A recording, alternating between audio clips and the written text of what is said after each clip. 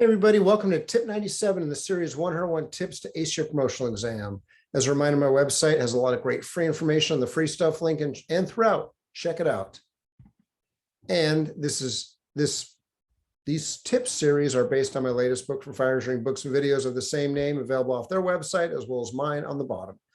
Now, tip 97. Throughout this whole series, hopefully I've shown the need to be more positive than say negative, optimistic versus pessimistic, glass half full versus half empty. I think positivity is the key to success in so many different things in life.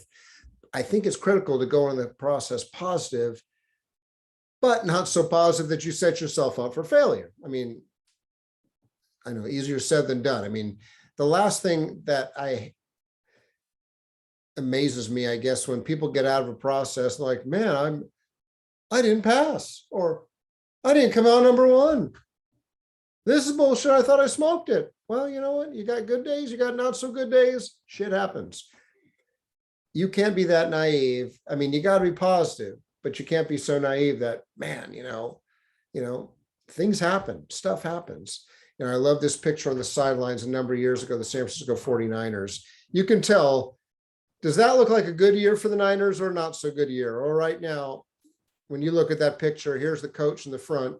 And then, of course, one of the assistant coaches in the back that's got the hands out like this. You can tell, I can't remember what play this was, but chances are the Niners probably just got intercepted and someone ran for a touchdown, or something good did not happen. Well, this is the end of a long, terrible season for the Niners. And you can tell the look in the leadership, I guess, eyes, gestures, everything else. Well, the reason I say be positive, think about it. If your incident commander is doing this right now, oh my God, we're never going to get this. This building is going to come to the ground. Okay, we're not going to solve this problem. The people are going to die. If your leadership does not have good, positive command presence and optimism, shit, what's message does that send to the team?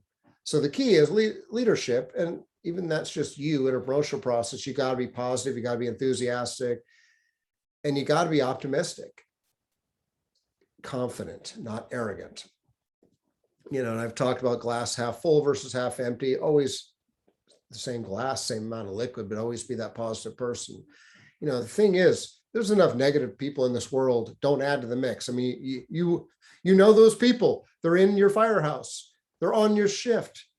They're in your family. They're in your friend circle. We all have those negative people. We even though misery loves company, we have enough negative people in the world. Be the positive person. I know there's people sometimes like, Steve, why are you so freaking positive? Everything's just going to hell in a handbasket around here in this world and everything else. Okay, because I don't want to be like you. I wake up in the morning and I figure, you know what, I can be pissed off at the world or I can be happy. I choose to be happy. I think it's better on my stress level, my happiness level, everything else. And why be an asshole? No need to. We got enough of those out there. Be confident, not cocky or arrogant, but there is a fine line. And I say that positivity is a key. I remember when I was a student firefighter with the Oakland Fire Department. So I'm a student. It's a work experience program through Chabot College. So and still exists today. You finish up the Chabot College Firefighter 1 Academy, and then you get to ride along with various fire departments. I chose to ride along with Oakland Fire because I got to see a heck of a lot of fire, run a lot of calls, hang out with a lot of great firefighters. So I went to Oakland for a year and a half, spent a lot, a couple thousand hours there. It was a blast, good experience. But I remember one day, one of my other Chabot students, I ran into him at shift change because I was, there's an oncoming crew and I was the oncoming ride along, as they called him, or work experience student. And then there was the offgoing ride along, and I knew him. And, we'd always say hi in the morning and everything else. We didn't go through the same academy class, but we knew of each other. We were always cordial because we were both looking for jobs, obviously, and both doing what we could to build our resumes. And I remember one morning we were talking about testing. Hey, you test, how you doing on tests? You got any Chiefs interviews coming up, or anyone testing? Just the usual small talk. And for some reason, I made the comment of, so what's your backup plan if you don't get hired as a firefighter? And he looked at me very confidently and he goes, backup plan? He goes, no, I'm going to get hired as a firefighter. I don't have a backup plan. I don't need a backup plan. I don't want a backup plan. That is my plan to become a firefighter. I'm like, Well, shit, dude, that's not good planning skills, I'm thinking. Well, he became a firefighter. He worked his way all the way up through the ranks to become a deputy chief.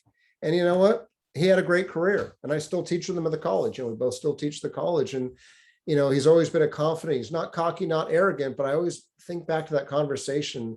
And here he is going, no, I don't have a backup plan. Now, I'll be the first to say I think it's smart to have backup plans, because look back when the pandemic hit early 2020. For those that didn't have backup plans, they were dead in the water a lot of times. So you got to be able to reinvent yourself, repurpose yourself, depending on what your industry was. Because like when the pandemic hit, you might find yourself out of a job. Oh shit, I never thought that would happen. Yeah, I never thought there'd be a pandemic either, but stuff happens. So I think it's good to have backup plans, but the point is, I think it's also good to be confident. And, because I think that demonstrates, as long as you're not cocky or arrogant, and on the flip side, don't be indecisive or hesitant, because it's almost like smelling blood in the water. So be positive. Being positive is an extremely critical character trait of successful people in all walks of life, all industries, all countries. But don't be so positive that you're clueless or tone deaf. Oh my God, I never thought that would happen to me. Well, it did. And you better be able to bounce back from it. But there is a fine line between confidence, cockiness, and arrogance. And I think the good, successful people can walk that line and find themselves on the more positive than the more negative side. So as always, everybody, thank you very much for the gift of your time. Feel free to connect on social media. And until the next episode, be safe and take care. See ya.